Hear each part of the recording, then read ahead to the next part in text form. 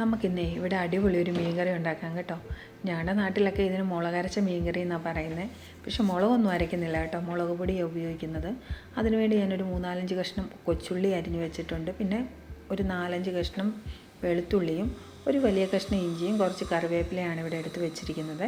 ഇതെല്ലാം എടുത്ത് വെച്ചതിന് ശേഷം ഞാൻ മൺചട്ടിയിലാണ് ഇതുണ്ടാക്കുന്നത്. മൺചട്ടിയിൽ ഉണ്ടാക്കുന്ന കറികൾക്കൊരു പ്രത്യേക ടേസ്റ്റ് തന്നെയാണ്. ഇതിൻ്റെ അകത്തേക്ക് എണ്ണ ഒഴിച്ച് മൺചട്ടി ചൂടായി കഴിയുമ്പോഴത്തേക്കിന് എണ്ണയൊക്കെ തിളച്ച് വരുമ്പോൾ 3-4 പീസ് ഉലുവ ഇട്ട് കൊടുക്കുന്നുണ്ട്. അതിനുശേഷം ആവശ്യത്തിനുള്ള കടുകും കൂടി ഇട്ട് കൊടുക്കുന്നുണ്ട്.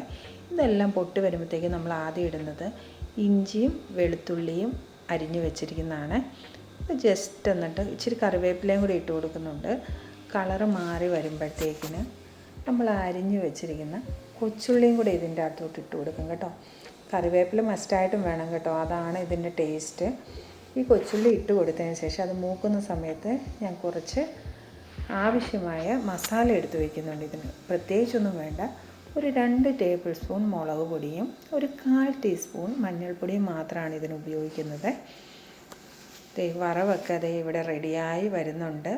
നല്ല കളറിൽ മൊരിഞ്ഞ് നന്നായിട്ട് കരിഞ്ഞു പോരുത് കേട്ടോ. ഇനി ആ വറവിലോട്ട് ഈ എടുത്ത് വെച്ചിരിക്കുന്ന മുളക് പൊടി മഞ്ഞൾപ്പൊടി ഇട്ട് കൊടുക്കുക. നന്നായിട്ടൊന്ന് ഇളക്കി കൊടുക്കുക. ഒരു 2 സെക്കൻഡൊക്കെ ഇളക്കുമ്പോഴത്തേക്കിന് അതിന് കളറൊക്കെ മാറി പച്ചമണമൊക്കെ മാറി കഴിയുമ്പോഴേ ഞാൻ കുറച്ച് വെള്ളം ഒഴിക്കുന്നത് കേട്ടോ. സാധാ വെള്ളമാണ്, തിളപ്പിച്ച വെള്ളമൊന്നുമല്ല. ഇതെൻ്റെ അമ്മ പറഞ്ഞു തന്ന ട്രിക്കാണ്, വേറൊന്നിനുമല്ല. ആ ഗ്രേവിയുടെ കളറ് നഷ്ടപ്പെടാതിരിക്കാനും അതുപോലെ തന്നെ മുളക് പൊടി കരിഞ്ഞു പോയി കയ്പ്പ് രസം വരാതിരിക്കാൻ വേണ്ടിയുമുള്ള ഒരു ടെക്നിക്കായത് കേട്ടോ. ഇത് നല്ലതായിട്ട് ഉപകാരപ്പെടും. അങ്ങനെ ആ വെള്ളമെല്ലാം വറ്റിതേ എണ്ണയൊക്കെ തെളിഞ്ഞ് വരുന്നുണ്ട്. ഇനിയിപ്പോൾ ഗ്രേവി നല്ല പാകത്തിന് റെഡിയായിട്ടുണ്ടെന്ന് മനസ്സിലാക്കാൻ വേണ്ടി ദേ ഇങ്ങനെ ഇളക്കുമ്പോഴത്തേക്കിന് നല്ലതായിട്ട് ഉരുണ്ട് വരും കേട്ടോ. ഇപ്പം നമ്മുടെ മീൻകറിയുടെ ഗ്രേവി റെഡി ആയിട്ടുണ്ട്. കുറച്ച് വെള്ളം ഒഴിച്ച് ഞാനൊന്ന് ഇളക്കി യോജിപ്പിക്കുന്നുണ്ട്. അതിന് ശേഷം നമ്മൾ ആവശ്യത്തിന് ഇതിന് വേണ്ട വെള്ളവും കൂടെ ഒഴിച്ച് അതിൻ്റെ കൂടെ തന്നെ ഉപ്പും കുടംപുളിയാണ് ഞാനിവിടെ എടുത്തിരിക്കുന്നത്. ഒരു 3 പീസ് എടുത്തിട്ടുണ്ട്, 2 വലിയ പീസും ഒരു ചെറിയ പീസുവേ. ഈ ഉപ്പും കുടംപുളിയൊക്കെ ഇട്ട് ആ വെള്ളം തിളച്ച് വരുമ്പോൾ നല്ലൊരു സ്മെല്ലുണ്ട് കേട്ടോ.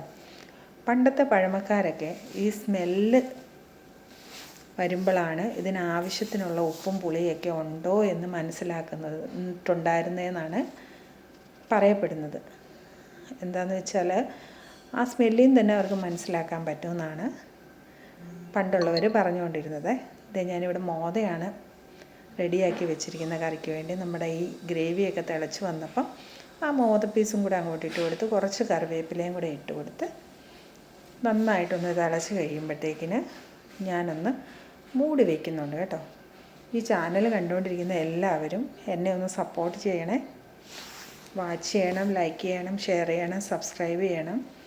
ആരും മറക്കരുത്. കമൻറ്റും ഇടാം കേട്ടോ.